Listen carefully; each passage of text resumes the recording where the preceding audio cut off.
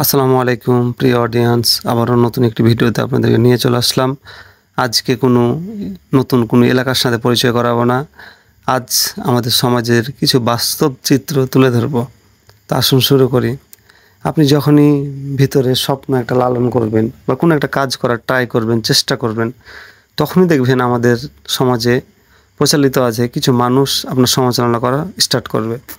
তার জন্য কি আপনি থেমে যাবেন? না। দেখবেন শুধু সমাজের মানুষ না, আপনার এলাকাবাসী, আপনার বন্ধু বান্ধব, ফ্রেন্ড সার্কেল, এমন হতে পারে আপনার বোন, আপনার বাবা মাও আপনার সমালোচনা করতে পারে যে এটা হয় নাকি বা এটা কোনোভাবে সম্ভব নাকি। কিন্তু তারা কিন্তু না বুঝে সমালোচনা করবে, তারা কিন্তু বুঝে করবে না। কিন্তু দেখেন দিন শেষে আপনি যখন সফল হবেন সবাই আপনাকে বাহাবা দেবে, এটাই বাস্তব চিত্র। কিন্তু সমালোচনা শুনে আপনারা থেমে যাবেন না। আপনারা কাজ করার যে ভিতরে কনফিডেন্স নিয়েছেন, যে স্বপ্ন লালন করেছেন এবং কোথায় আছেন, কোথায় যেতে চান, কোথায় গিয়ে থামতে চান, এটা আপনি নিজে লালন করেছেন। তারা তো আর বুঝে না। আপনার নিজের চাওয়ার সাথে অন্য কারো চাওয়া কোনো দিনই মিলবে না। দেখবেন আপনার নিজের চাওয়াটার সাথে অন্য একজনের চাওয়া কোনোভাবে মিলাইতে পারি না। আমার যে চাওয়া আমার সাথে আরেকজন যে সেম টু সেম মিলাবো, এরকম কখনোই পাইনি এবং পাবও না। এটাই স্বাভাবিক।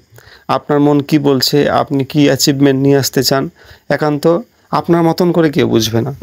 এই জন্য কারো সমালোচনা শুনে আপনি পিছিয়ে পড়বেন না। আপনার ভিতরে এনার্জি, বিশ্বাস, কনফিডেন্স নিয়ে এগিয়ে যাবেন এবং সফল হবেন। আমি মনে করি এই দুনিয়ার কোনো মানুষের কথা শোনার দরকার নেই। ভালো কোনো সাজেশন যদি কেউ দেয় অবশ্যই নিতে হবে, কিন্তু আপনাকে দমিয়ে দেওয়ার জন্য, আপনার মনের ক্ষতি করবে এরকম কিছু সাজেশন নেওয়ার দরকার নেই। একটা কথা মনে রাখবেন, আপনি যখন হাঁটেন তখন দেখবেন পিছনে আপনার ছায়াটাও মনে হয় আপনাকে নিয়ে কিছু একটা বলছে। আমাদের সমাজে তো প্রচলিত আছেই, পিছু লোকে কিছু না কিছু বলে। তো পিছু লোকে অলওয়েজ কিছু না কিছু বলবে, কিন্তু এগুলো ওভারকাম করে আপনাকে সফল হতে হবে।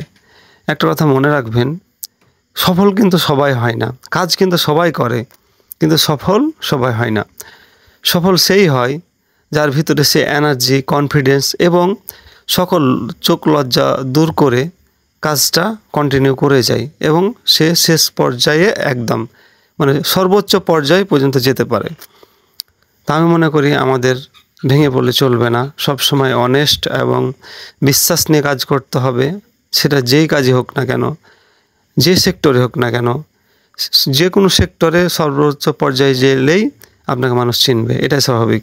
তো সবাই ভালো থাকবেন, সুস্থ থাকবেন, সুন্দর থাকবেন। আপনারা কে কোথা থেকে আমাদের ভিডিওগুলো দেখছেন অবশ্যই কমেন্টসের মাধ্যমে জানাবেন। সবারই সুস্বাস্থ্য এবং সফলতা কামনা করছি। একটি লাইক, একটি কমেন্ট আর পারলে শেয়ার করে আমাদের ভিডিওটা ছড়িয়ে দেবেন।